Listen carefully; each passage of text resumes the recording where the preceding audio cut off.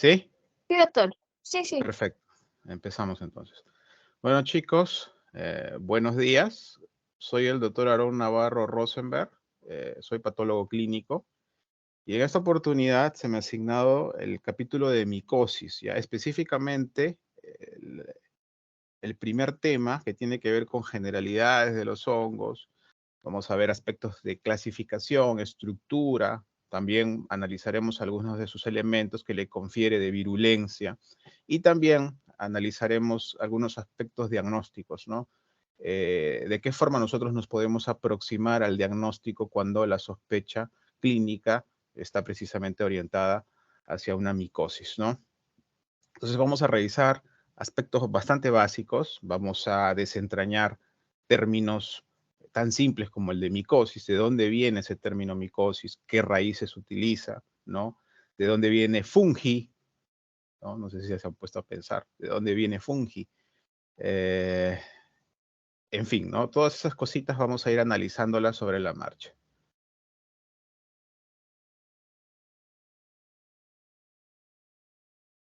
Bueno, entonces, miren, micosis es la unión de dos raíces que aluden a lo siguiente. Mico viene de mises, del griego, que nombraba las especies de setas o sombreritos, que es la estructura normalmente más difundida en la que uno conecta el concepto de hongo, ¿no? Y la seta o el sombrerito que encontramos en los jardines.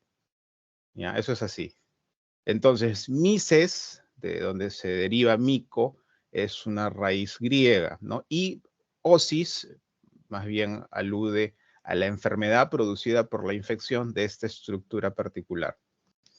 ¿Ya? Entonces, micosis viene a ser la disciplina orientada al estudio de todo lo que tiene que ver con la infección secundaria a hongos, ¿no? Posteriormente, ustedes saben que los romanos hicieron un sincretismo cultural de todo lo relativo a Grecia. Entonces, cuando ellos asumieron este término, eh, lo tradujeron al latín y ahí es donde adquiere el nombre de fungi, ¿ya? Por eso es que nosotros cuando nos referimos a los hongos y nombramos el reino fungi, decimos fungi, ¿no? Reino fungi. El fungi es más bien una raíz latina, ¿ya? Mises es más bien una raíz griega. Entonces, todo lo relativo al estudio de la enfermedad producida por un hongo va a llamarse micosis. Ahora, ¿de dónde vienen estos hongos? Doctor, doctor, Sí, disculpe, ¿ha pasado la diapositiva o recién? recién estoy pasándola. ¿Ahí? Ah, ya, ¿Sí? ya, doctor. Sí, sí, ahora Sí, sí se ya. ve los ojos. Muy bien. Ya. Este artículo es un artículo relativamente nuevo, 2022, si mal no recuerdo, en donde se logró encontrar una revelación. Y es que para los autores de este artículo, eh, los hongos, al momento de adoptar una disposición multicelular, ¿no? Tendrían todo lo necesario, la base génica esencial para que puedan evolucionar hacia estructuras multicelulares mucho más complejas. ¿Ya? Ese es el tenor de este artículo.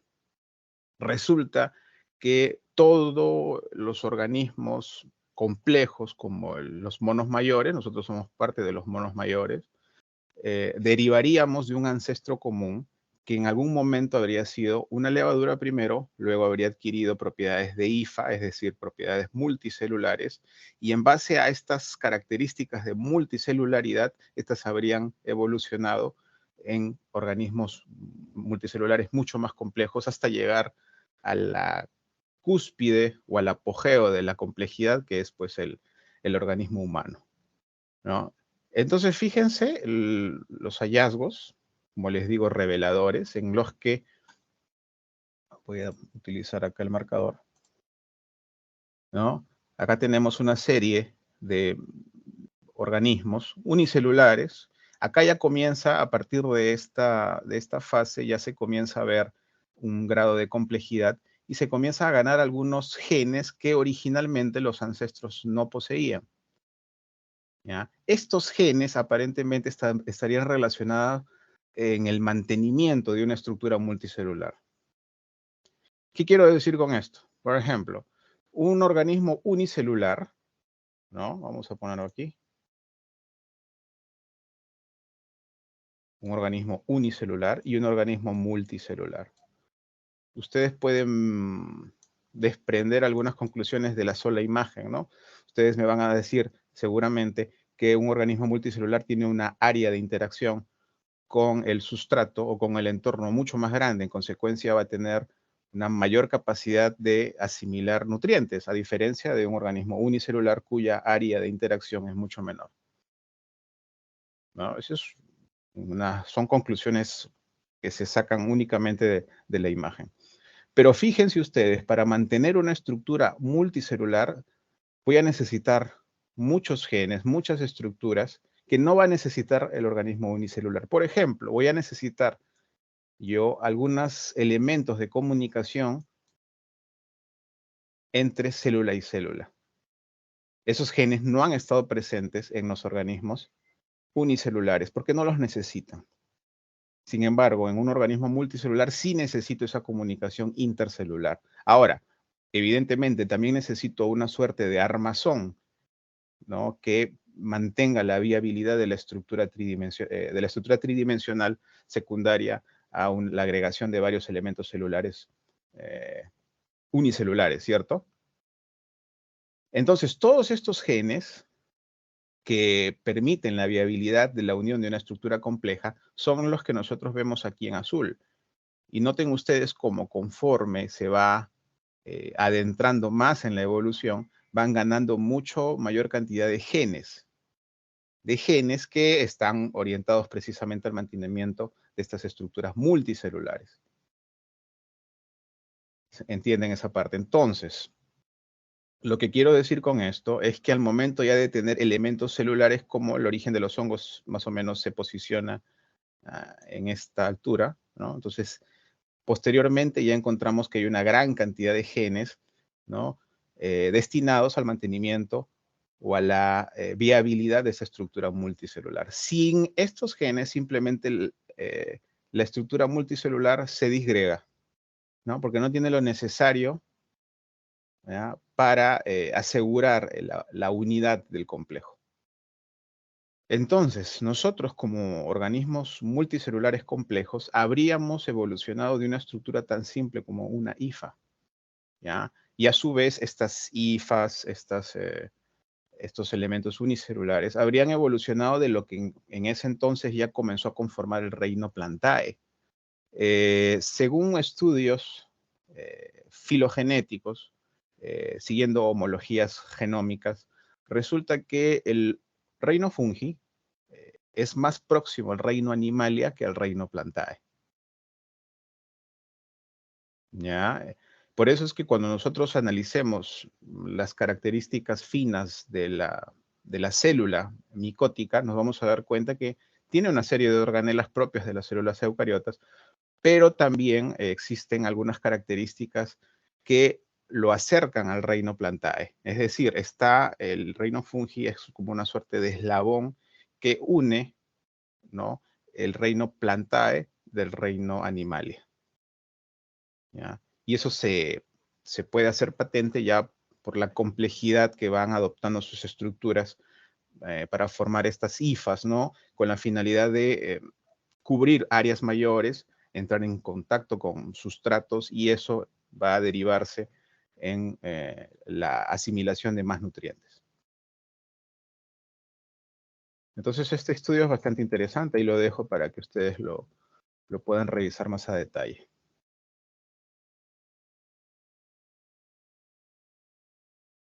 Como ustedes ven en esta imagen, ¿no?, estas son las setas clásicas a las que se les asocia directamente cuando hablo de hongos, ¿no? Estas estructuras con un remate en forma de sombrero son las imágenes típicas a las que asociamos el reino fungi. Lo cierto es que existe una un sinnúmero de especies, ¿no? Se computan en aproximadamente más de 70.000 especies distintas, donde además de tener estos organismos típicos, tenemos también organismos unicelulares como las levaduras y también tenemos organismos hifales, también microscópicos, pero multicelulares, ¿no? Y que también están asociados íntimamente con la producción de enfermedad en seres humanos.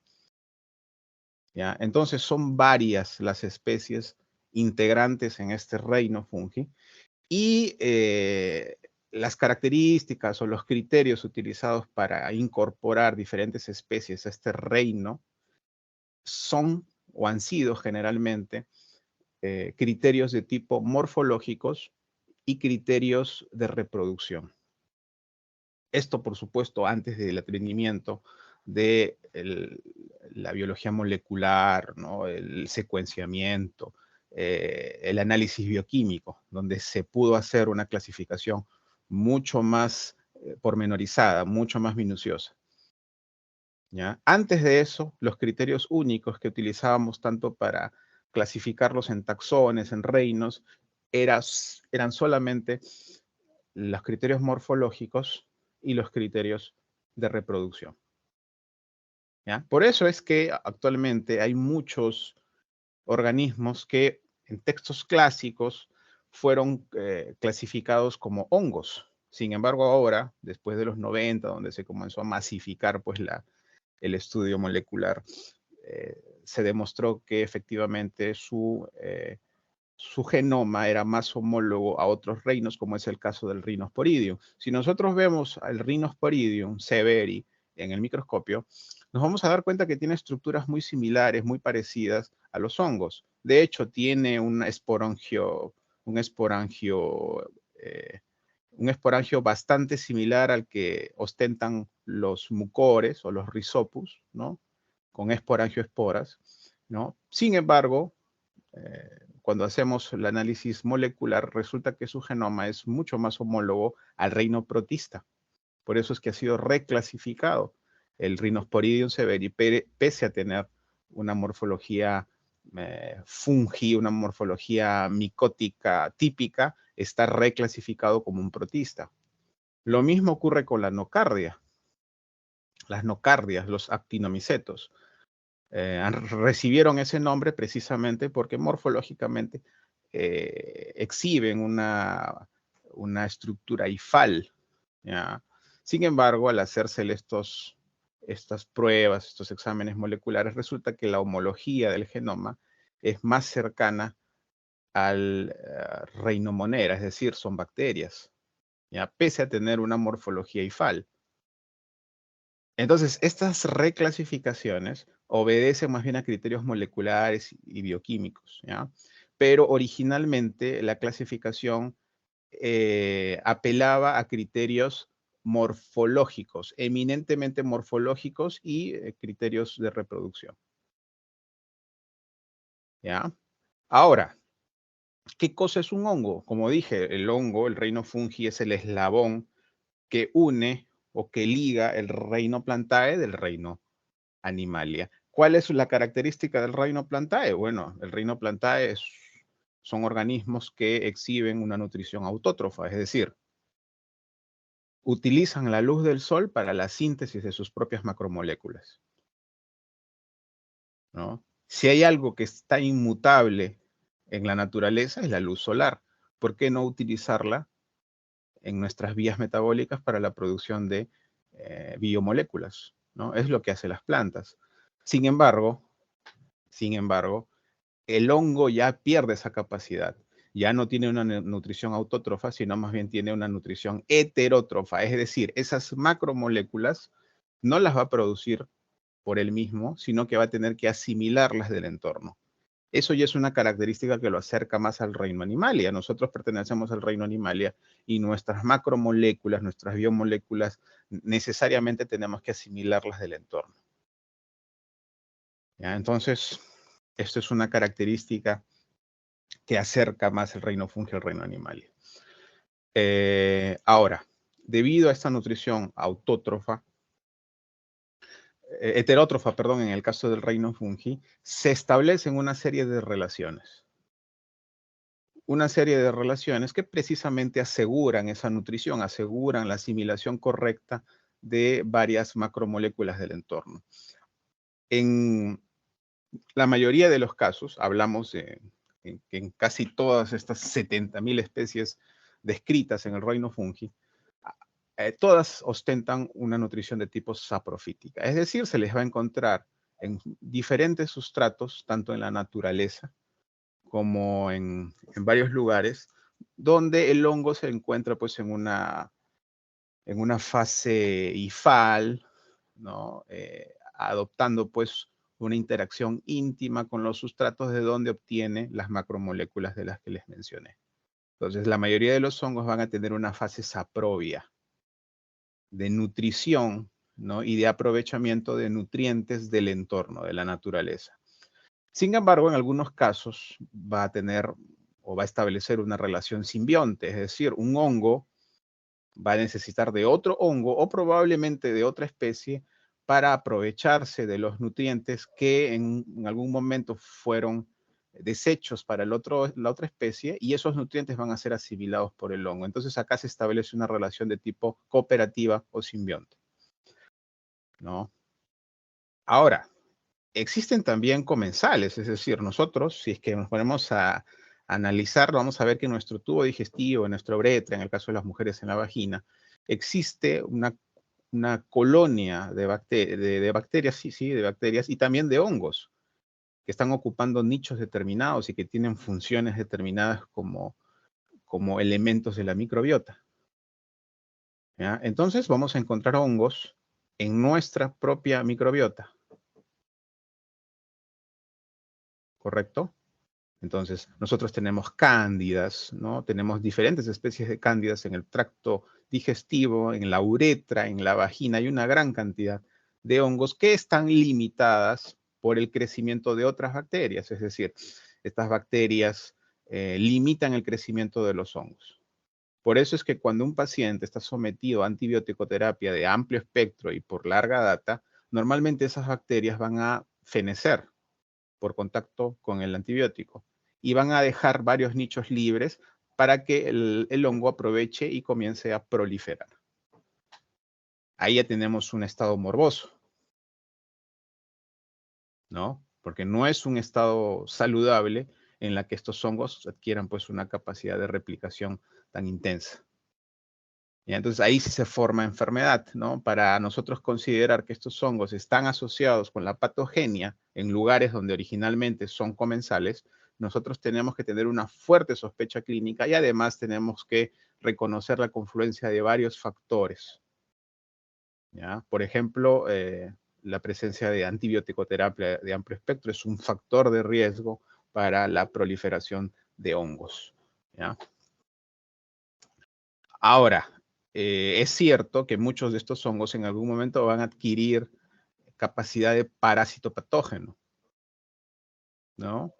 Ya les dije en qué circunstancias. Si tengo yo un paciente, por ejemplo, que ha tenido la mala fortuna de desarrollar un cáncer hematológico, va a estar en un estado de neutropenia y esto va a generar que el hongo que originalmente estaba comensal comience a proliferar por no encontrar resistencia del sistema inmune, ¿no? Y produzca eventualmente enfermedad, ¿no? Entonces acá ya tenemos una relación parasitaria patógena. El hongo se está aprovechando de los nutrientes del hospedero, pero además de eso le está produciendo un daño. ¿Se dan cuenta? Entonces estas son las relaciones emplazadas secundarias a la nutrición heterótrofa que ostentan estos elementos del reino fungi. Ahora, tenemos la estructura, tenemos la replicación y tenemos también la taxonomía. Yo les dije que el reino fungi está considerado como el eslabón entre el reino Plantae y el reino Animalia. Esto aproximadamente habría comenzado hace 1.000 millones de años. ¿Ya? Si nosotros nos ponemos a pensar, nos ponemos a investigar cuando más o menos se computa el origen del primer elemento celular, el elemento ancestral primigenio, habría sido más o menos hace 3.500 millones de años, ¿no? Entonces, la primera célula, así como se la conoce, con una cobertura bilipídica, ¿no? Que guarece un material genético de tipo ADN, responsable de la transmisión de la información genética, además de compartir una serie de vías metabólicas, ¿no? Este elemento celular primigenio habría tenido su origen hace 3.500 millones de años y habría empezado a virar, ¿no?, hacia la evolución del reino fungi, es decir, habría comenzado a diverger del reino plantae más o menos hace 1.000 millones de años. ¿Ya? No sé si se están orientando en la línea del tiempo. Entonces, 1.000 millones de años, el reino fungi, más o menos en 500 millones de años, ya se estarían formando los primeros metazoos, ¿no? Los primeros elementos del reino Animalia, es decir, organismos complejos. Bueno, pero fíjense ustedes, acá tenemos una célula micótica. En esta célula micótica, a ver, tenemos un núcleo, entonces ya estamos hablando de un elemento celular eucariota, ¿no? Porque la diferencia entre un eucariota y un procariota es precisamente la cobertura nuclear. Además, por supuesto, tenemos una serie de organelas, de elementos internos, como las mitocondrias. En algún momento, según esa teoría, que todavía es la más aceptada dentro de la comunidad científica, esta mitocondria habría sido una bacteria que habría constituido una relación de tipo simbionte con este elemento celular mucho más complejo. Entonces, esta mitocondria, si nosotros nos ponemos a analizarla de más de cerca, tiene ADN, tiene un ADN que está en el protoplasma, no tiene una cobertura nuclear per se, pero es una estructura que tiene gran cantidad de enzimas y citocromos presentes en la membrana interna, que es precisamente donde se da la respiración celular en un procariota. Entonces, en algún momento esta mitocondria habría sido un elemento celular procariote, ¿no? Que fue adoptado en el seno de una célula más compleja y grande y habrían pues adquirido una relación de tipo cooperativa o simbionte.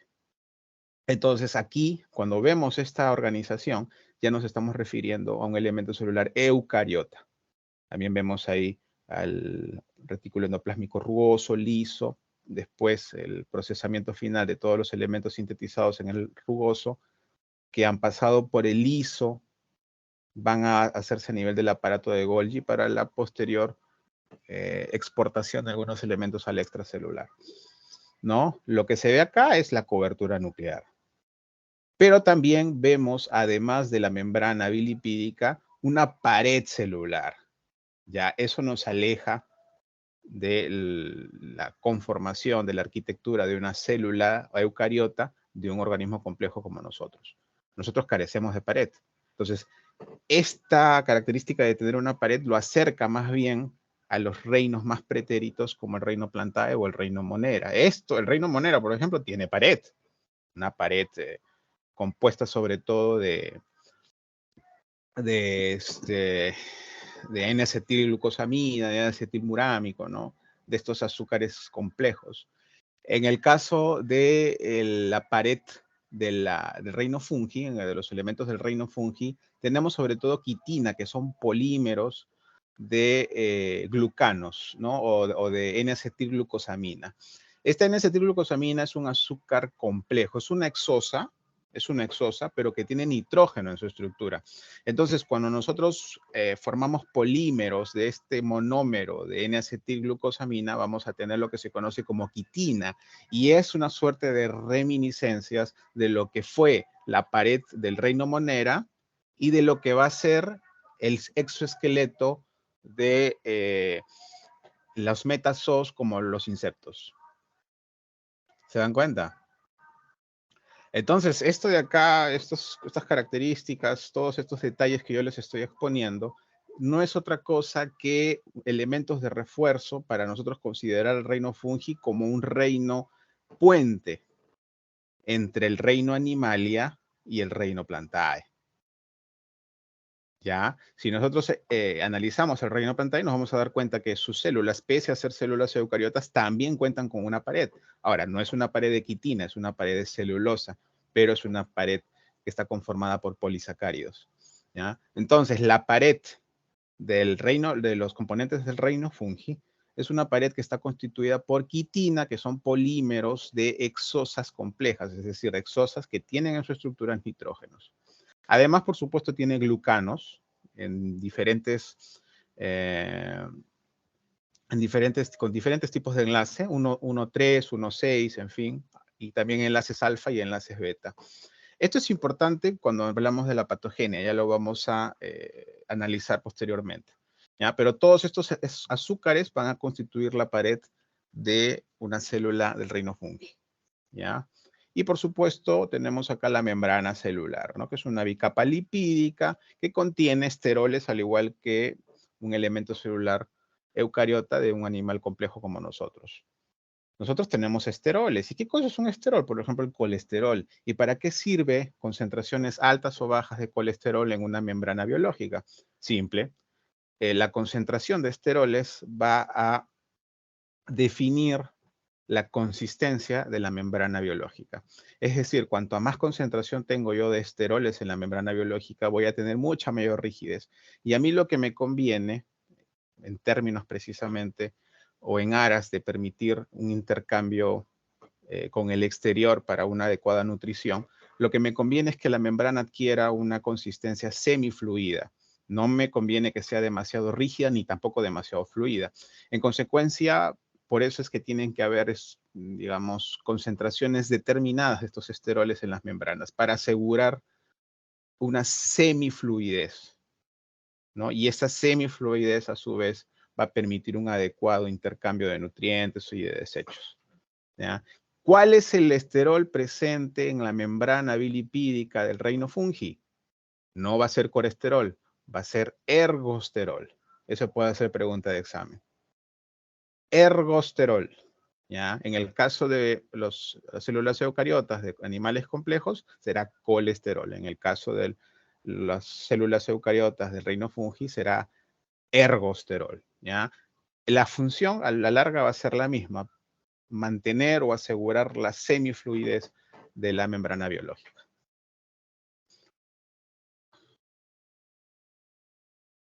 Muy bien. Vamos entonces ahora con la replicación y vamos también con la taxonomía. Ustedes saben que las bacterias, ya han hecho la clase de bacteriología, se reproducen o se replican siguiendo lo que se conoce como fisión binaria, ¿no? A través de esta mitosis es que logran la replicación o la reproducción. Esto no va a cambiar en el caso del reino fungi, sin embargo, reconocemos dos procesos distintos dependiendo de qué elemento celular es el que está replicando. Por ejemplo, voy a poner aquí pluma. Ya, entonces tengo lo que se conoce como el proceso blástico y el proceso tálico. Estos son procesos de replicación. Tálico. El proceso blástico va a ser una forma de replicación sobre todo de las levaduras. Es decir, tengo una levadura, esto puede ser una levadura, ¿no? Es una célula única, un unicelular, que por gemación va a comenzar a desprender una célula hija. Esto de aquí se llama proceso blástico. Por eso es que cuando yo nomino algunas estructuras de los hongos para su determinación por morfología, yo digo blastoconidias. No digo solamente conidias, que alude a la replicación asexual, ¿no? A estructuras de la replicación asexual. No, yo le digo blastoconidias. En el caso de las blastoconidias de la Candida albicans, les estoy diciendo blastoconidias. ¿Por qué? Porque obedecen precisamente a criterios de proceso blástico, es decir, gemación. Ahora, en el caso de los organismos del reino fungi, que más bien son multicelulares como las hifas, en estos, debido a que tienen una expansión apical, se le conoce el proceso como el proceso tálico, es decir, tengo varias células que están organizadas en hifas y estas van a comenzar su replicación por extensión apical. A esto se le conoce como proceso tálico. ¿Ya? Entonces, en el reino fungi tengo unicelulares y tengo multicelulares y cada uno de estos va a utilizar formas de replicación distintas. ¿Ya?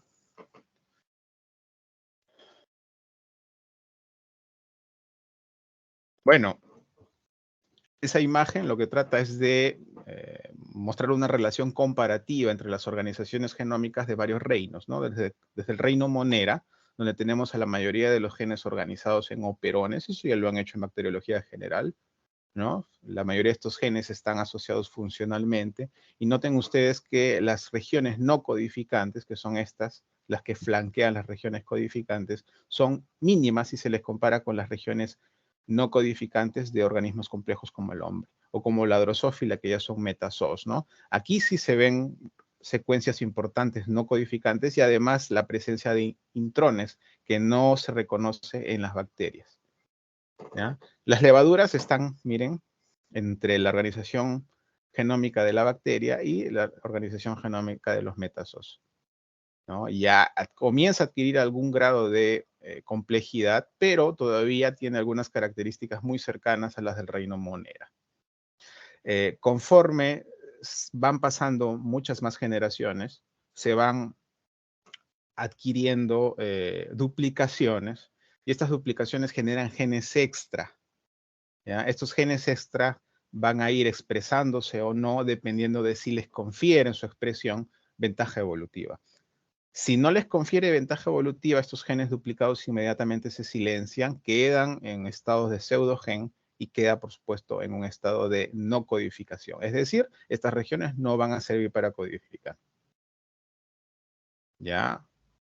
Entonces, conforme un organismo es mucho más complejo, quiere decir que ha pasado un número de generaciones mucho mayor. En consecuencia, vamos a encontrar más duplicaciones, más pseudogenes, ¿no? Y algunos otros genes van a quedar todavía despiertos debido a que sí le ofrecen ventaja evolutiva al organismo.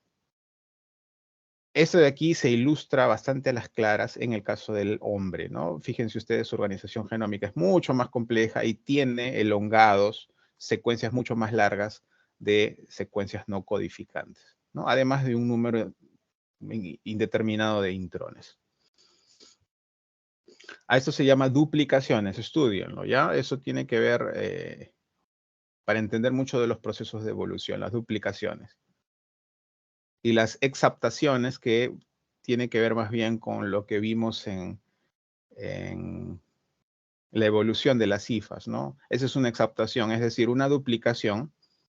Se duplicaron los genes y estos genes yo sé que tienen relación funcional con los otros de donde se duplicaron, pero estos, conforme van pasando más generaciones, adquieren propiedades totalmente distintas de donde se derivaron, ¿no? Estas propiedades distintas habrían sido, por ejemplo, los responsables de mantener comunicaciones estrechas entre varias células de un organismo multicelular, o asegurar que exista como una especie de esqueleto que mantenga viable la estructura compleja, ¿no? Todas esas nuevas funciones ganadas en el tiempo se conoce como exaptación. Bueno, estos ya son términos un poco más avanzados, pero quiero que ustedes, como estudiantes de medicina, los vayan revisando desde ahora.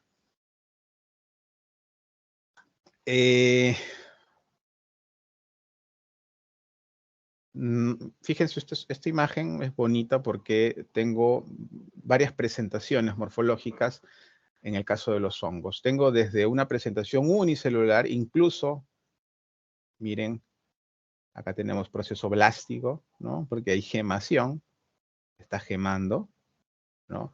Esta gemación puede, dependiendo de la forma, ¿no? Puede tener un tallo estrecho o un tallo grueso, de base gruesa.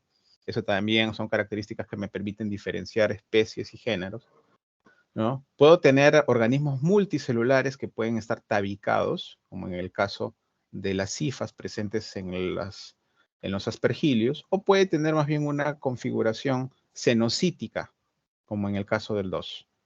Es decir, no se ven divisiones ciertas, divisiones definidas entre célula y célula, sino que solamente puedo verificar una serie de núcleos, ¿no? Esto es una configuración cenocítica y es una forma en la que se presenta el mucor, el Rhizopus arrizus, ¿no? Que pertenecen al orden mucorales, ¿no? Entonces, si yo quiero hacer la diferenciación entre un Rhizopus arrizus, por ejemplo, o el mucor, y lo quiero diferenciar de hongos septados, como es el caso del Aspergillus, ¿no? O de los mismos dermatofitos, yo necesito ver estas características, ¿ya? Y esas características también me ayudan a diferenciar diferentes especies y géneros, ¿ya? Estos, por supuesto, son características morfológicas microscópicas porque necesito echar mano de un microscopio. Ahora, en el caso del 4, tengo también una estructura muy parecida a las precedentes, es decir, tengo hifas, ¿no? Pero si nosotros nos ponemos a ver más de cerca, nos vamos a dar cuenta que en realidad no son hifas, sino que son levaduras que están elongadas y que simula la configuración de una hifa, pero en realidad no es una hifa. Entonces, si tengo una hifa falsa, le antepongo una raíz de falso, es decir, será una pseudo-hifa. Estos de aquí son pseudo-hifas, es decir, tienen la apariencia de una hifa, pero en realidad son levaduras que están elongadas y acá nosotros nos podemos dar cuenta de que está teniendo lugar el proceso blástico, es decir, estos son blastoconidias, o sea, son divisiones por gemación y estas blastoconidias tendrán una morfología determinada, una morfología circular, ¿no? Entonces, estas levaduras están que se reproducen a través de un proceso blástico, estas se llamarán blastoconidias, y ustedes noten que en el remate de esta pseudohifa tenemos una estructura gruesa llamada clamidioconidia. Entonces tengo pseudohifas, blastoconidias circulares y tengo una clamidioconidia de pared gruesa. Entonces estas características también me orientan para hacer el diagnóstico por especie. Esto es una cándida, ¿ya? Pero por esas estructuras que les he enumerado, es una cándida albicans. La cándida albicans tiene estas blastoconidias orientadas en los polos de la levadura y también tiene clamidioconidias. Esto lo diferencia del resto de especies, ¿ya? Tipo Tropicalis, Parapsilopsis, Crucei, glabrata, en fin. Entonces tenemos algunas definiciones que ya deben quedar claras. ¿Qué cosa es el micelio? El micelio es ese tapiz, ¿no? Conformado por la unión de varias hifas. Tenemos las hifas cenocíticas y las tabicadas, también características morfológicas que me permiten diferenciar géneros y especies. Cenocíticas no hay divisiones ciertas o divisiones reales entre célula y célula. La tabicada sí tiene esas divisiones. Ahora, si nosotros ponemos este hongo en un sustrato determinado, imagínense este sustrato, un sustrato sólido, por ejemplo, vamos a imaginar que es saburó, agar saburó.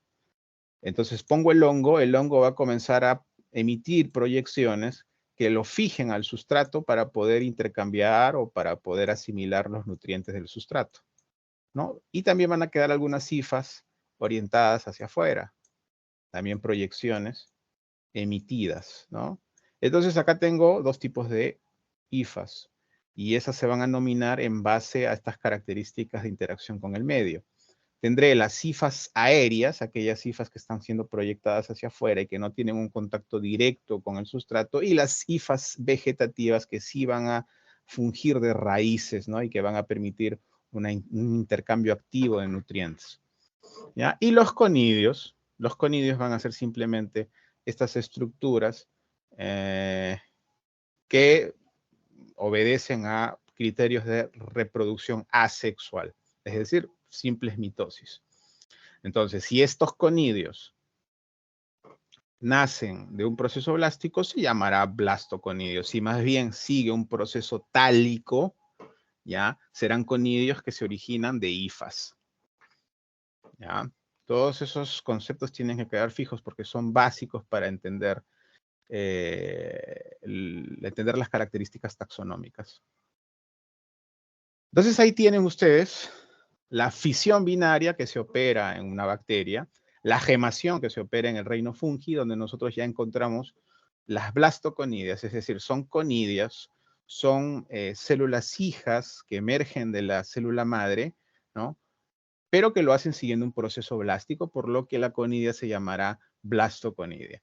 Ahora, en el caso de la pseudohifa, acuérdense, no es una hifa real, es decir, no es una agregada de varias células, sino que no es otra cosa, sino la elongación de las levaduras. No dejan de ser levaduras que simplemente están elongados y que simulan una configuración, una arquitectura parecida a las hifas.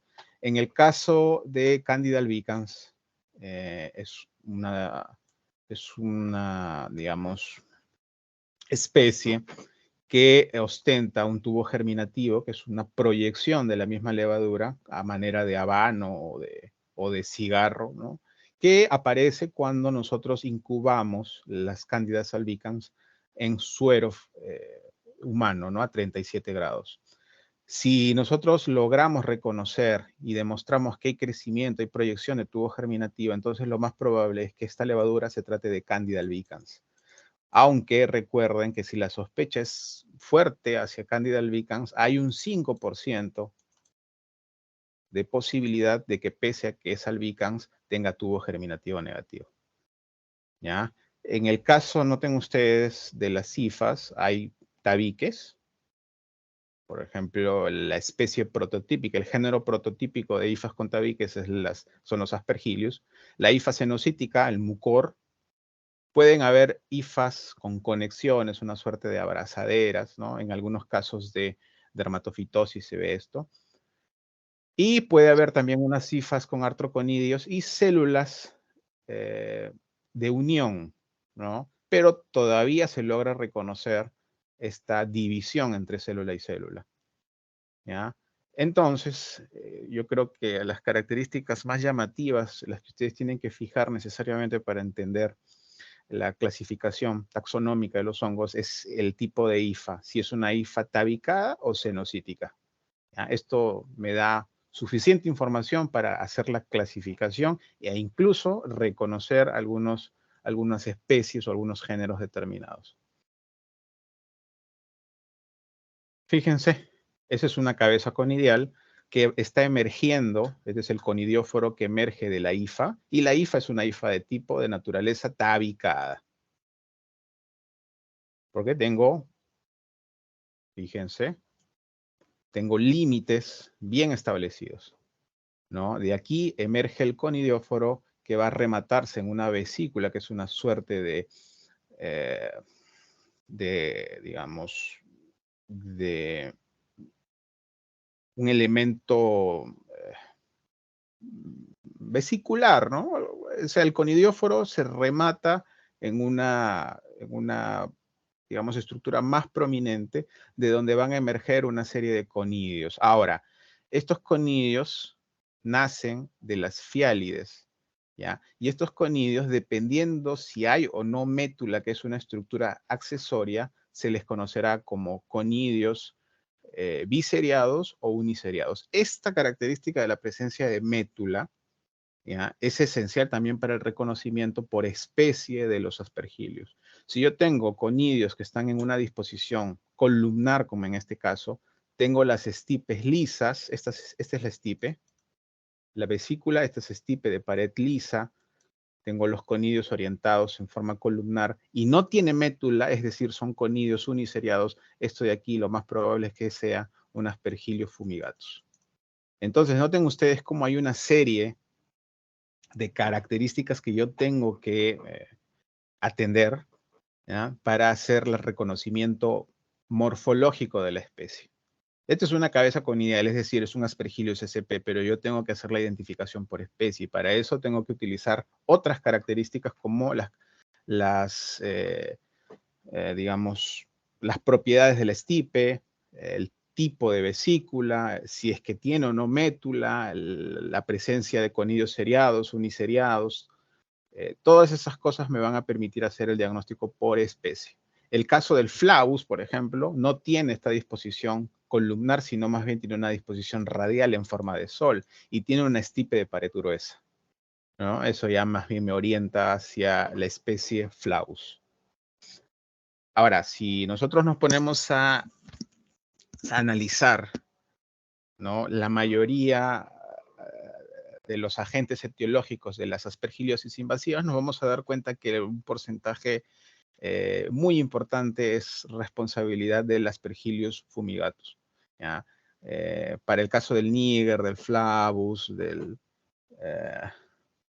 y de las otras especies, en realidad el porcentaje de involucramiento en aspergillosis invasiva es mínimo, ¿ya? Si ustedes encuentran una aspergillosis invasiva, lo más probable es que se trate de Aspergillus fumigatus. Y eso lo voy a lograr en base al reconocimiento por características morfológicas microscópicas. Ahora, yo les dije que para hacer la clasificación de los hongos necesito atender a criterios morfológicos y también a criterios de replicación o de reproducción. Entonces, en base a esos criterios, yo puedo hacer una clasificación de los hongos con importancia médica o de importancia patógena en 5 taxones, dependiendo de estas características. Entonces, yo puedo clasificarlo en mucormicetos, en basidiomycetos, en neumocistidiomicetos, en saccharomycetos y en euskomicetos, en base a esas características privativas. ¿Cuáles son las más importantes de todas las mencionadas? Los mucormicetos, ahí tenemos el Rhizopus, que son micosis que eventualmente pueden hacerse muy agresivas. De hecho, pertenecen al reino mucorales, al igual que el Basidio bolus, pero a diferencia del Basidio bolus, que es de crecimiento más lento y solamente se limita a infecciones subcutáneas, en el caso del Rhizopus arrisos y el mucor pueden llegar a tener una mortalidad superior al 90%. O sea, que estas son muy agresivas, de crecimiento muy rápido, y este crecimiento rápido puede generar la presencia de isquemias en los vasos, y esto pues genera, digamos, una evolución tórpida, ¿no?, del cuadro clínico. Ahora, los saccharomycetos también son importantes. Ahí tenemos al Saccharomyces cerevisiae, que es una levadura utilizada ampliamente en los laboratorios, ¿no? Es una levadura que puede manipularse fácilmente en laboratorios y es un modelo de célula eucariota bastante utilizada por los investigadores. Y tenemos a las cándidas, ¿no? Pero noten ustedes, bastante difícil hacer la clasificación, o por lo menos que el clínico entienda que cuando hablo del taxón Saccharomyces estoy refiriéndome a una infección por cándida. O digo taxón Basidiomyceto, me estoy refiriendo a una infección por Malassezia furfur o paquidermatis o simpodialis, ¿no? Entonces, esta clasificación taxonómica es una clasificación orientada más a biólogos o en todo caso a investigadores, porque atiende solamente a criterios morfológicos, pero si yo quiero utilizarlo en la práctica clínica diaria, va a ser un poco más un factor confusor que de ayuda. Entonces, en la práctica clínica se ha ideado una nueva forma de clasificación en base a la profundidad de la infección del hongo. Entonces, si la micosis se limita a regiones o a capas muy superficiales de la piel, donde la mayoría de las consecuencias son meramente cosméticas, es decir, el paciente tiene un cuadro clínico muy limitado, que se limita pues a un prurito no muy intenso, ¿no? Pero que el paciente reclama atención médica más por el aspecto, la apariencia de la lesión que por las molestias, ¿no? A esas se llamarán micosis superficiales, tipo la piedra aortaea, ¿no?, la piedra negra, la Malassezia furfur, cuando está asociado a Pityriasis versicolor, en fin. Estas son micosis superficiales, no suelen penetrar a la piel o a las capas de la piel más profundamente, como sí ocurre con las micosis cutáneas y subcutáneas.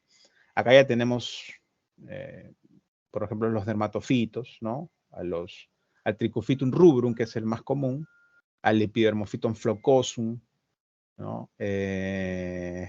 Tenemos al Fusarium, ¿no?, a las cromoblastosis, que más bien están asociadas con micosis subcutáneas. Todas estas, como ustedes ven, reúne a varios taxones, pero están incluidas en una categoría en base a la profundidad de la lesión. ¿Ya? Esto de aquí es mucho más amigable para el clínico, Porque un clínico, tú le dices, por ejemplo, ¿sabes qué es un basidiomycetos? Es más difícil que lo entiendas si yo, por ejemplo, le digo, ¿sabe que esto es una micosis subcutánea o cutánea? Para efectos prácticos de tratamiento es mucho más amigable utilizar esta clasificación que atiende a criterios de profundidad. Ahora, puedo tener una micosis endémica o también llamada sistémica. Son micosis que generalmente están restringidos o confinados a regiones determinadas de la geografía, latitudes determinadas, como ocurre con el Blastomyces dermatitis, como ocurre con los coccidioides, tipo coccidioides imitis o posadacea, las paracoccidioidomicosis, como la Paracoccidioides brasilensis. Estos hongos generalmente están limitados a regiones geográficas determinadas, ¿ya? Y además de eso, tiene otras características. Son, por lo general, patógenos primarios. ¿Qué quiere decir? Que todos los hongos reconocidos, ¿se acuerdan que hablamos de aproximadamente 70.000 individuos? De todos estos hongos, solamente entre 400 y 600 tiene capacidad patogénica. Y de este número, de estos 400 y 600 componentes del reino fungi con capacidad patogénica, ¿ya? La gran mayoría son micosis oportunistas. ¿Qué quiere decir esto? Que la mayoría de los hongos están desprovistos de elementos de virulencia, es decir, yo los voy a tener siempre y cuando tenga digamos, un sistema inmune competente. Entonces, si yo tengo un sistema inmune competente, no tiene por qué proliferar ese hongo, porque no está provisto de elementos de virulencia. Entonces, la mayoría de esos hongos son de naturaleza oportunista. Sin embargo, existe una porción muy pequeña de hongos patógenos primarios, es decir, que tienen en su estructura, digamos, elementos que sí le dotan de virulencia. Entonces, estos pacientes que son infectados por estos hongos patógenos primarios van a desarrollar la enfermedad independientemente de la integridad del sistema inmune. Es decir, pacientes con un sistema inmune competente van a desarrollar la enfermedad. A eso se llama ser un patógeno primario. Y generalmente los euskomicetos, es decir, los blastomyces, el histoplasma, el coccidioides y el paracoccidioides, estos son hongos que son o tienen propiedad de patógeno primario. ¿Ya? O sea, van a desarrollar enfermedad. ¿Cuál es la ventaja? La ventaja, como les digo, es que están confinados a regiones o a latitudes determinadas. El problema, ¿cuál es el problema? Es que, pues, como estamos ahorita en un cambio franco del clima, muchos de estos hongos que estaban confinados a regiones desérticas, generalmente sur de Estados Unidos, norte de México, están comenzando a ganar terreno en otras zonas donde originalmente no se las encontraba. Entonces, esto es uno de los peligros del cambio climático también, ¿ya? De todos estos auscomicetos, el que encontramos en América Latina y el que encontramos, por supuesto, en Perú, es el Paracoccidioides brasilensis. De hecho, hemos tenido un caso en el Hospital del Niño de Paracoccidioides brasilensis, ¿ya? O sea que no es raro encontrarlo en Latinoamérica ni en Perú. El resto no hay. Entonces, con este cuadro quiero que ustedes sepan que hay una clasificación que obedece a criterios de profundidad y que de la mayoría de hongos reconocidos con una capacidad patogénica, ¿no? Son de naturaleza oportunistas, ¿ya? Y muy pocos tienen, digamos, características o propiedades de patógeno primario. Entonces vamos a analizar esos elementos patogénicos, esos elementos de virulencia que presentan los hongos patógenos primarios, ¿no? Debe tener algunos mecanismos que le permiten instalar infección independientemente de la integridad del sistema inmune. Eso es lo que vamos a analizar. Entonces, miren, este es el Paracoccidioides brasilensis, tiene su morfología típica que se le dice que es de timón de barco con blastoconidias de cuello estrecho, ¿no? De cuello bastante estrecho, a diferencia de la malacesia que tiene el cuello un poco más grueso, ¿no? Y esta disposición de las blastoconidias dan la apariencia de ser un timón de barco, ¿no? Esto es la morfología típica de Paracoccidioides brasilensis, que es un auscomiceto y es un patógeno primario, Entonces, ¿qué elementos patogénicos reúnen los auxcomicetos para que sean considerados patógenos primarios? Bueno, vamos a ver las características. El Blastomyces dermatitidis, coccidioides, imitis, oposadaci, histoplasma capsulatum o paracoccidioidomicosis tienen generalmente dimorfismo térmico. El dimorfismo térmico es un término que alude a la capacidad de cambiar de morfología ante la diferencia de temperatura. Si yo me encuentro a una temperatura de ambiente, tendré una disposición IFAL. ¿Ya? Si me encuentro a una temperatura fisiológica de 37 grados, inmediatamente adoptaré una configuración esferular o levaduriforme. A eso se le llama dimorfismo térmico y es el que tienen, digamos, es la característica que presentan estos patógenos primarios. Y de hecho se le puede considerar esta capacidad de dimorfismo como un elemento de virulencia. Entonces, cuando encontremos a estos honguitos en fase saprobia, es decir, unidos a un sustrato en la naturaleza, los vamos a encontrar como hifas, ¿no? A eso se le llamará fase saprobia. Y vamos a tenerlos como fase parasitaria cuando las conidias son inhaladas por el hospedero y estas comienzan a interactuar con temperaturas fisiológicas de 37 grados, lo que permite un viraje en su estructura y un cambio hacia una forma levaduriforme o esferular. ¿Ya? Entonces eso se llama dimorfismo térmico, uno de los tantos elementos de virulencia de estos patógenos primarios. A diferencia de la cándida del criptococo del aspergillus, ¿no? Que son eminentemente oportunistas, es decir, cuando se topan con un huésped con sistema inmune competente, normalmente estos hongos no van a proliferar, van a estar limitados, ¿ya? Porque no cuentan con elementos de virulencia que permitan, digamos, sobrepasar la capacidad del sistema inmune. Ahora, ¿para qué me sirve este cambio en el caso de los hongos dimórficos? ¿Para qué me sirve que tenga una disposición IFAL a nivel de la naturaleza, en los sustratos naturales, y que cambie inmediatamente hacia una forma esferular a temperatura de ambiente, o perdón, a temperatura fisiológica? ¿Para qué? ¿Para qué me sirve? Fácil, vamos a ver algo, vamos a analizar alguna de estas características. A mí me conviene que en la naturaleza, es decir, unido a su sustrato, esté en forma IFAL, porque como IFA va a tener un mayor área, una mayor área de contacto con el sustrato y esto va a asegurar un adecuado, una adecuada asimilación de nutrientes, ¿no? Sin embargo, al momento de encontrarse a temperatura fisiológica, es decir, cuando las conidias son inhaladas, estas inmediatamente van a adoptar una disposición eferular, llegando en ocasiones a 30 micras. Entonces, miren para qué hace este cambio, este viraje de fenotipo o este viraje morfológico. Aquí las conidias pueden tener una longitud de hasta 8 micras, ¿ya? Entre 8 y 10 micras. Una vez que adopta una disposición levaduriforme, pueden llegar a 30 micras. Y si ustedes se ponen a pensar, los fagocitos tienen una longitud de entre 15 y 20 micras. Entonces, si yo tengo una levadura de 30 micras, va a ser imposible que estos elementos fagociten. Entonces, esta es una forma de evasión del sistema inmune. ¿Ya? Teniendo longitudes tan grandes, evade la fagocitosis de los elementos celulares de la inmunidad innata.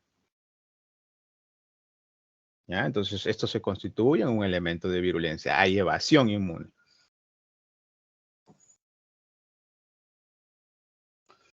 Vamos a analizar el caso concreto del Blastomyces dermatitidis. Acuérdense, Blastomyces dermatitidis es un hongo sistémico o endémico que está confinado a las latitudes determinadas, generalmente regiones desérticas, ¿no? Estas tienen una serie de elementos de virulencia que le permiten, pues, inducir infección en hospederos inmunocompetentes. Tenemos la modulación de las interacciones, la presencia de una glicoproteína modificada y la respuesta TH1. ¿En qué consiste esto? Bueno, La modulación de las interacciones atiende a lo siguiente. Acuérdense que en la pared de estos hongos está conformado por quitina, ¿verdad? Pero también tiene glucanos, alfa y beta glucanos.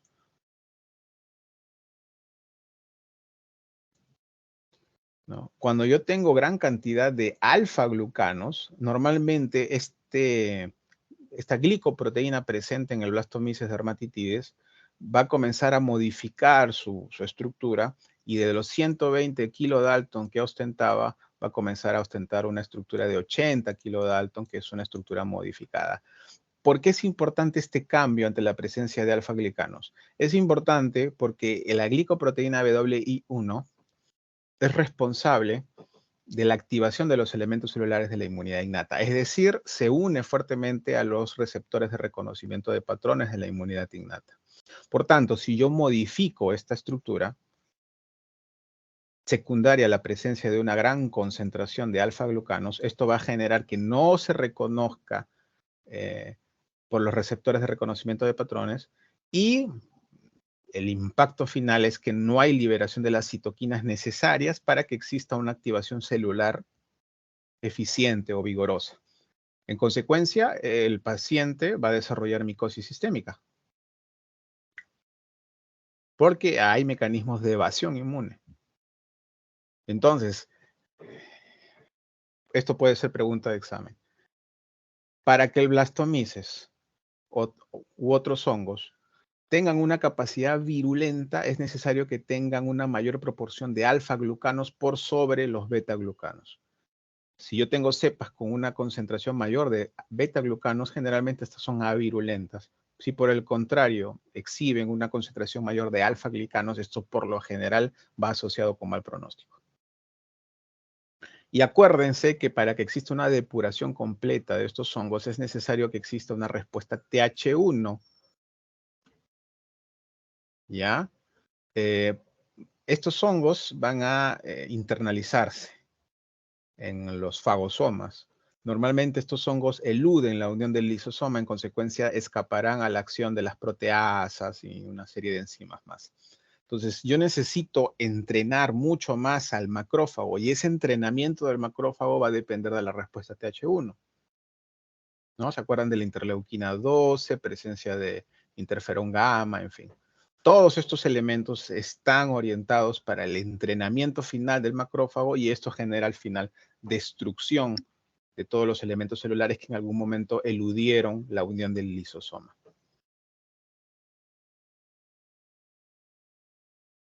Ahí está, Blastomyces modificado repercutirá en un menor reconocimiento por los elementos celulares de la inmunidad innata y esto al final se va a ver reflejado en una disminución de factor de necrosis tumoral. Esto tiene como consecuencia que no va a permitir una adecuada activación de la inmunidad adaptativa.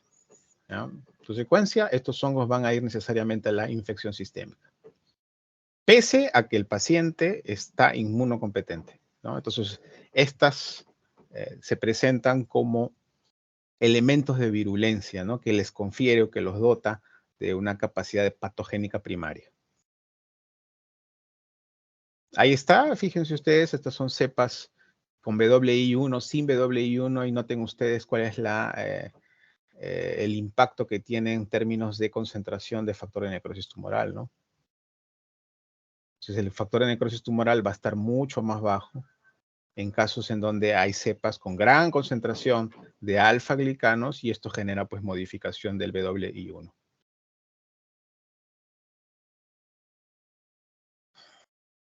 Lo mismo. Ahora vamos a los coccidioides. Los coccidioides, como el limitis o Coccidioides posadaci, también son hongos endémicos, es decir, hongos que están confinados a regiones geográficas determinadas y que también ostentan una serie de factores de virulencia que le dan esa capacidad patogénica primaria. Por ejemplo, sus conidios al momento de ser inhalados ya tienen una resistencia intrínseca a la fagocitosis, ¿ya? Esencialmente despiertan una respuesta folicular helper. Eso es malo. ¿Por qué? Cuando yo tengo una micosis, Lo que necesito que se active para que exista una depuración adecuada es una respuesta TH1 y eventualmente una respuesta TH17. ¿Ya? No me conviene tener una respuesta follicular helper, es decir, no me conviene tener una respuesta rica en anticuerpos, porque los anticuerpos neutralizantes se han mostrado muy inefectivos en las infecciones micóticas. Entonces, si yo tengo un paciente hospitalizado por una micosis y encuentro que tiene gran cantidad de anticuerpos neutralizantes, o sea, tiene una buena respuesta follicular helper, muy probablemente ese paciente va a terminar complicado o fallecido, ¿ya? Porque a mí lo que me conviene es una adecuada respuesta celular más que una respuesta humoral, ¿ya? En este tipo de infecciones necesito una respuesta celular adecuada por sobre una respuesta humoral, ¿ya? Y la respuesta celular se verá reflejada en la actividad de células efectoras TH1 y TH17 más que follicular helper, ¿ya? Ahora, hay producción de ureasa. ¿Esto para qué me sirve? La ureasa, acuérdense, me permite convertir el amoníaco. Y eso con la finalidad de aumentar el pH. Entonces, si aumento el pH del fagosoma, es decir, de este elemento que permite la internalización y permite englobar al hongo extracelular, si yo produzco ureasa, aumento el pH. Entonces, neutralizo la capacidad enzimática que trabajan a pH ácido del lisosoma. Entonces, esto es una forma de evasión inmunológica. Entonces, para eso necesito una adecuada respuesta TH1 para que ese macrófago pueda entrenarse lo suficiente para sobrellevar digamos, el entorno básico inducido por la presencia de ureasa, ¿ya? Hay también la liberación de una serie de proteasas extracelulares, ¿ya? Como elastasas, en fin, que permiten al hongo invadir con más facilidad el tejido del huésped, ¿ya? Y existe lo que se conoce como mimetismo molecular. A diferencia del mimetismo funcional. Si nosotros hablamos de Guillain-Barré, por ejemplo, o hablamos de dengue, ahí estamos hablando de mimetismo molecular. ¿Por qué? Porque estos anticuerpos reconocen, ¿no?, a patógenos, pero tienen también reacción cruzada por homología estructural con autoantígenos presentes en el huésped. Entonces ahí genera una reacción cruzada, genera una respuesta inmune, ¿no?, secundaria a la presencia de anticuerpos originalmente producidos por un patógeno. A eso se llama mimetismo molecular. Pero también existe lo que se conoce como mimetismo funcional. Es decir, también hay reacción cruzada, pero no por reconocimiento con anticuerpos, sino que esa estructura liberada es funcionalmente homólogo a una estructura intrínseca del patógeno. Es lo que ocurre con el coccidioides, simitis o posadacea. ¿Qué pasa? Estos hongos liberan una sustancia muy parecida a la progesterona, ¿ya?, que les sirve como un inductor de la producción de conidias, es decir, un inductor de la reproducción del hongo. Entonces, en estados en donde existe gran cantidad de progesterona, como es en el caso de las gestantes, va a haber una suerte de mimetismo funcional porque esta progesterona inmediatamente será reconocida por el hongo como una sustancia inductora de la replicación. Entonces va a haber más replicación y probablemente la paciente fallezca. Entonces, en el caso del coccidioides, estos hongos generalmente tienen una evolución tórpida, una evolución de mal pronóstico en pacientes gestantes por la producción de esta progesterona que estimula la replicación de este hongo. ¿Ya? Entonces eso también es un factor de virulencia y es un factor de virulencia precisamente que le confiere de capacidad patogénica primaria. El Histoplasma capsulatum también tiene una serie de factores de virulencia como la resistencia a la fagocitosis secundaria a macrófagos. También modulan el pH, es decir, aumentan el pH, ¿no?, eludiendo la acción de los lisosomas. Y también tienen algunos mecanismos de alteración de pared, es decir, comienzan a producir más alfa-glicanos por sobre o a expensas de los beta-glicanos. Acuérdense que los alfa-glicanos suelen conferir de virulencia a las cepas portadoras, a diferencia de los beta-glucanos. Ahora, el histoplasma capsulatum se puede encontrar en dos formas de replicación, tanto en forma sexual como asexual. A esto se le conoce como anamorfo y teleomorfo, es decir, los hongos pueden tener una presentación sexual y asexual. Si se trata de una presentación sexual, se le conoce como teleomorfo, y si tiene una replicación de tipo asexual, como en la mayoría de los hongos, se le llamará más bien anamorfo o hongo imperfecto también. Entonces, en el caso de histoplasma alude únicamente a la forma anamorfa, es decir, a la forma asexual. Y yo lo puedo encontrar como Agelomyces capsulatum, que sería la forma teleomorfa o sexual. La mayoría de hongos estudiados en laboratorio de muestras clínicas directas son o tienen una reproducción anamorfa porque es la forma más sencilla de replicación en condiciones de hostilidad. Acuérdense que el aislamiento en laboratorio son condiciones hostiles para las bacterias aisladas, ¿no? Entonces, el hongo ha evolucionado para utilizar o echar mano de formas de replicación que son más sencillas. Entonces, a diferencia de la replicación sexual, donde se necesitan más energía y una serie de requisitos más, en el caso de la reproducción asexual es más sencilla. Entonces, la mayoría de los hongos en los estudios de laboratorio se les encontrará en forma anamorfa. El histoplasma capsulatum es la forma anamorfa. Agelomyces capsulatum es la forma teleomorfa.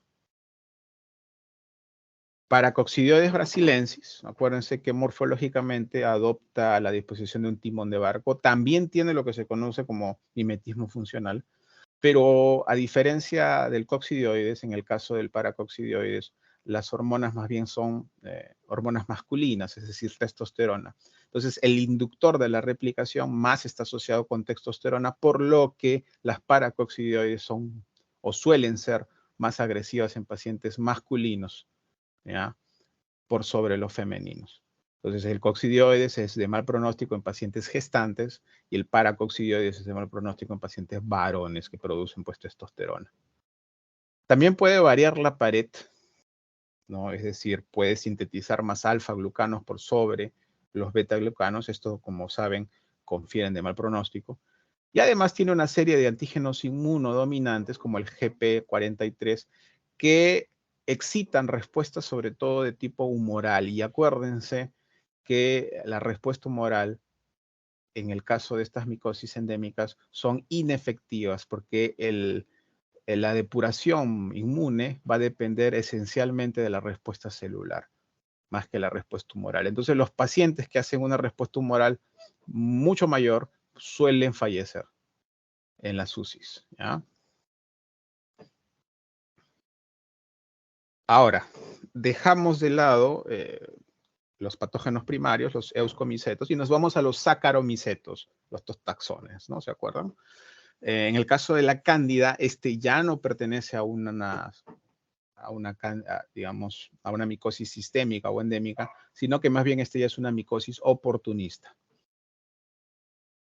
¿Ya? Entonces, estará desprovisto de muchos de los mecanismos virulentos de los patógenos primarios, pero va a tener una serie de factores más que le va a permitir adherirse fuertemente a los hospederos a la espera de una alteración a nivel de la competencia inmune. Entonces, estas micosis oportunistas van a estar agazapadas, ¿ya? Esperando que haya una disminución en la inmunidad para aprovechar y replicarse.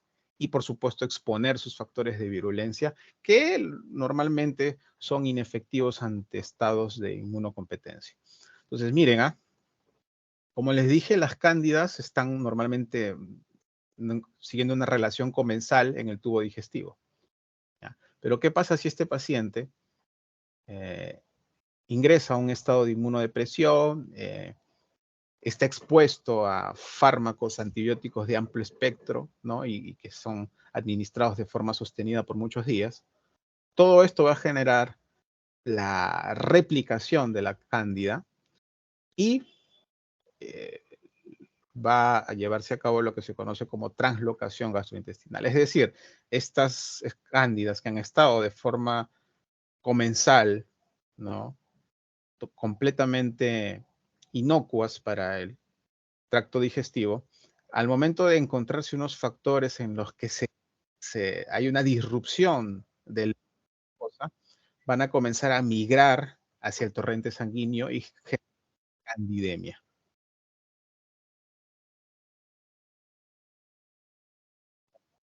Aquí me está escribiendo.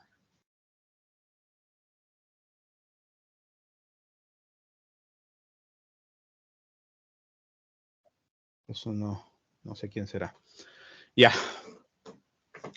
Entonces, la translocación gastrointestinal va a ser el mecanismo esencial que va a utilizar la cándida para irse hacia el torrente sanguíneo desde los lugares en los que está originalmente como comensal. Ahora, la cándida también desarrolla capacidad de adhesión. ¿Se acuerdan que hablamos del tubo germinativo en el caso de la cándida albicans? Ya, el tubo germinativo es una proyección altamente hidrófoba que es utilizada por la levadura para adherirse fuertemente a algunas superficies irregulares, ¿no? Como los vasos o incluso los dispositivos médicos tipo catéteres, ¿no? La hidrofobicidad, por lo mismo, es una capacidad importante que utiliza la cándida para la adhesión. Ahora, el ticnotropismo es otra capacidad que utiliza la cándida para adaptarse a las anfractuosidades de diversas superficies, tanto superficies biológicas como superficies artificiales tipo catéteres. Entonces, la cándida adopta la arquitectura de superficies irregulares. Se adapta a la perfección a esos cambios irregulares tanto de dispositivos médicos como de tejidos. Eso permite, evidentemente, fomentar la adhesividad con mucha mayor eficiencia, ¿no? Y existe otro fenómeno que se conoce como cambio de fenotipo. El cambio de fenotipo es el viraje de algunas características morfológicas que permiten que una cándida que originalmente exhibe una morfología cremosa, ¿no? Su morfología macroscópica es normalmente cremosa, blanca, ¿no? Entonces, si yo someto esa colonia a condiciones hostiles, inmediatamente vira hacia un aspecto totalmente ifal, o sea, un aspecto peludo, ¿no? Como se presentan los hongos miceliales, ¿no? Las hifas. Entonces, ese cambio de fenotipo ha sido forzado por condiciones extremas o condiciones hostiles del ambiente en el donde está el hongo. Eso también es un mecanismo de virulencia, porque le permite cambiar digamos, su fenotipo con la finalidad de adaptarse a ambientes hostiles. Por supuesto, un ambiente hostil puede ser la respuesta inmune de un huésped inmunocompetente, ¿no? Y está a la espera de que haya un estado de inmunodepresión para que este inmediatamente cambie el fenotipo, ¿no? Y se haga mucho más agresivo en su infección. El criptococo, de todos los hongos oportunistas, el criptococo es uno de los pocos que sí tienen algunos factores de virulencia que pueden permitirle infectar a organismos inmunocompetentes, ¿ya? Por ejemplo, la cápsula polisacárida prominente. Esta cápsula polisacárida es tan prominente que puede llegar a medir hasta 5 veces la misma levadura. Y esto trae consecuencias a la larga. ¿Por qué? Porque al momento de haber procesamiento del antígeno para la presentación antigénica en los APCs, va a haber un problema al momento de tratar de procesar las proteínas que están asociadas a esta cápsula polisacárida. Entonces va a ser difícil una adecuada presentación antigénica y esto traerá como consecuencia una deficiente activación de la inmunidad celular. Entonces esto se constituye como un elemento de virulencia importante en el criptococo. Además que produce melanina. La melanina es una tinción que le confiere de carga negativa a la pared, ¿ya? Y esta carga negativa le ayuda para muchas cosas, sobre todo para eludir la unión de anticuerpos y también el complemento. ¿ya? Y cuando existen circunstancias en las que el criptococo se siente amenazado, comienza a activar muchos factores de virulencia y eso se conoce como el cruzamiento MAT-alfa. En este caso, lo que hace el criptococo es activar la transcripción de genes asociados con la producción de melanina y con la producción de más cápsula polisacárida. En consecuencia, si nosotros vemos en una muestra clínica, imagínense ustedes LCR, líquido cefalorraquídeo, se le hace la tinción básica, que es la de tinta china, y se ven cápsulas prominentes, esto es un signo de que el criptococo ha sido sometido a estrés y que probablemente ha adquirido mucha mayor virulencia. ¿Ya? Ahora, criptococo generalmente se hace el diagnóstico se hace en base a métodos inmunológicos como el antígeno de criptococo, que tiene muy buena sensibilidad y especificidad, pero también se puede hacer a través de tinciones directas con tinta china, ¿no? ¿Se puede hacer Gram? Sí se puede hacer Gram. El problema es que, aunque los hongos son por lo general Gram positivos, en el caso del criptococo pueden haber algunos que exhiben una tinción Gram negativa. Entonces es muy irregular en el caso del criptococo, por eso es que de preferencia se utiliza tinta china. Además que me permite evidenciar más claramente el grosor de la pared polisacárida o de la cápsula polisacárida. En el caso del Aspergillus, hay también una serie de factores de virulencia que normalmente son expuestos ante estados de inmunodepresión en el paciente. Acuérdense que las Aspergillus y las Cándida son hongos oportunistas, no son patógenos primarios. Entonces, este tiene una serie de factores como las gliotoxinas que eluden la fagocitosis, produce elastasas, fosfolipasas y catalasas, que son enzimas que le permiten adherirse con mucha mayor eficiencia a los tejidos del huésped, ¿no? Y también tiene conidios resistentes a la fagocitosis. Noten ustedes la cabeza conidial, noten ustedes las paredes del estipe, noten ustedes que no hay métula, solamente se ven las fiálides y además los conidios están organizados en forma columnar. Estas son características compatibles con Aspergillus fumigatus.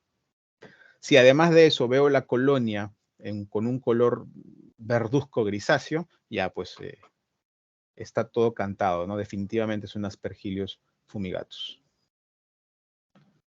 Ahora, con esto terminamos. El diagnóstico de laboratorio se hace en base a métodos microbiológicos, es decir, el aislamiento por medios de cultivo, métodos inmunológicos, como es el caso del antígeno criptococo, del galactomanano, que es una prueba de laboratorio fundamentada en criterios inmunológicos que me permiten orientar el diagnóstico hacia una aspergillosis invasiva. Y también a anatomopatológicos. Hay algunas micosis como las adias piromicosis o las lombomicosis, que generalmente no se puede hacer el diagnóstico por aislamiento microbiológico por métodos inmunológicos. Lo que necesito es una biopsia, ¿no? Y a través de tinciones necesito ver la presencia del hongo directamente en el tejido. Entonces hay algunas micosis generalmente subcutáneas que el diagnóstico se hace solamente en base a estudios anatomopatológicos. Adiaspiromicosis y lombomicosis son ejemplos elocuentes. Ahora, para hacer el diagnóstico de la micosis yo tengo que tener una alta sospecha clínica como clínico, valga la redundancia. Entonces, el clínico, atendiendo a los síntomas, atendiendo a la sospecha, él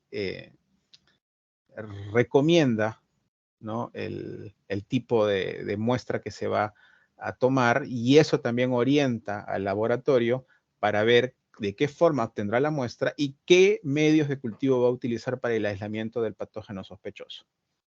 Entonces, si yo tengo un paciente que ha sido hospitalizado y expuesto a antibiótico-terapia de amplio espectro, ¿no? Probablemente ese paciente al momento de hacer fiebre y probablemente tener una candidemia, yo lo que voy a necesitar como, digamos, muestra para la identificación de la cándida o de la levadura, yo voy a necesitar sangre.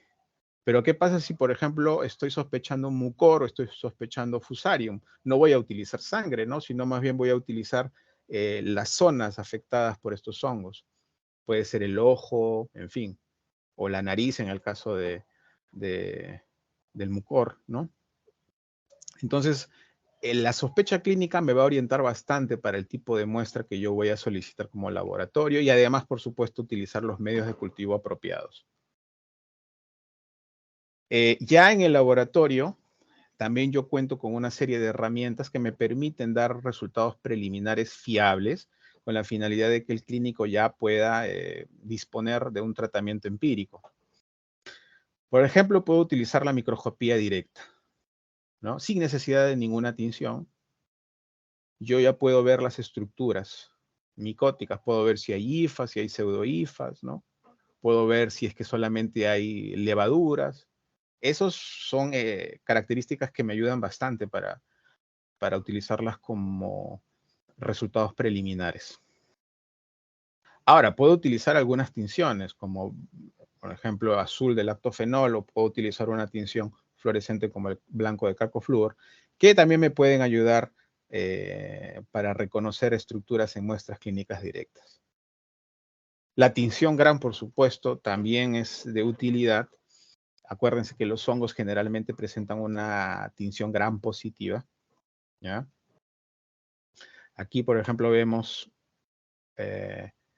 blastoconidias, ¿no? Blastoconidias y pseudohifas. Acá también aparentemente son pseudohifas o hifas, ¿no? Pero resulta que esto es una nocardia asteroides. Es un actinomiceto. Y como les dije al inicio de la exposición, morfológicamente tiene características de reino fungi, pero juzgando a la homología genómica, más tiene afinidad hacia el reino Monera. En consecuencia, estas, aunque tienen morfología micótica, son bacterias. Y necesito algunas herramientas en el laboratorio, por supuesto después de haber hecho la observación directa, para el aislamiento del hongo, ¿no? Puedo utilizar, si es que sospecho de dermatofitosis, puedo utilizar el agar DTM, ¿no? Que además de permitir el crecimiento de estos dermatofitos, permite identificar la presencia de dermatofitosis por el viraje de color. Noten ustedes cómo estas colonias están rodeados por un halo de color distinto, un halo rojo, ¿no? Y eso no ocurre, por ejemplo, con este Aspergillus. Esto de acá es un Aspergillus fumigatus, lo más probable, por el color.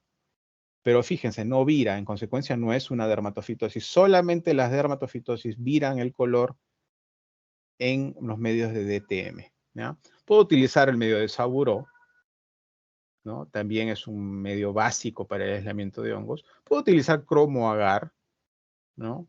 Que virará de color en base a las características bioquímicas. Y puedo utilizar también un frasquito de hemocultivo, si es que la sospecha es candidemia o alguna micosis sistémica, ¿no?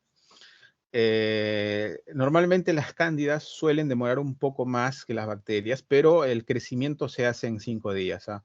Hasta 7 días puede demorar, pero las levaduras por lo general no necesitan más de 7 días. El problema viene con los hongos miceliales. ¿Ya? Esos hongos miceliales sí pueden requerir varias semanas de crecimiento, ya son de crecimiento muy lento. A ver, ¿qué sigue? Ya está, eso es todo. No sé si hay alguna pregunta.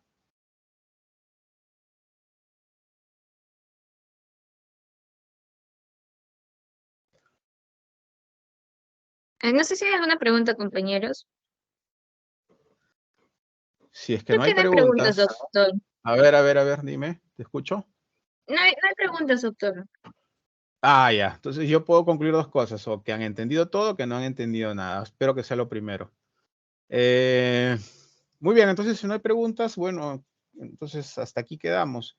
Lamentablemente ha habido problemas con los contratos, no sé qué problemas hay ahí en escuela, así que no los voy a poder acompañar en el resto del capítulo. Yo normalmente tengo a mi cargo todo micología, ¿ya? Pero no voy a poder acompañarlos. Tengan en cuenta que ahora es presencial y eso ya implica tiempo y también implica dinero, ¿no? Entonces vamos a ver cómo se resuelve el problema. Lamentablemente hasta ahora solamente les voy a cooperar con esta clase. Muy bien, chicos. Entonces, gracias por todo. Nos vemos hasta una siguiente oportunidad. Gracias, doctor. Gracias, doctor. Gracias, doctor.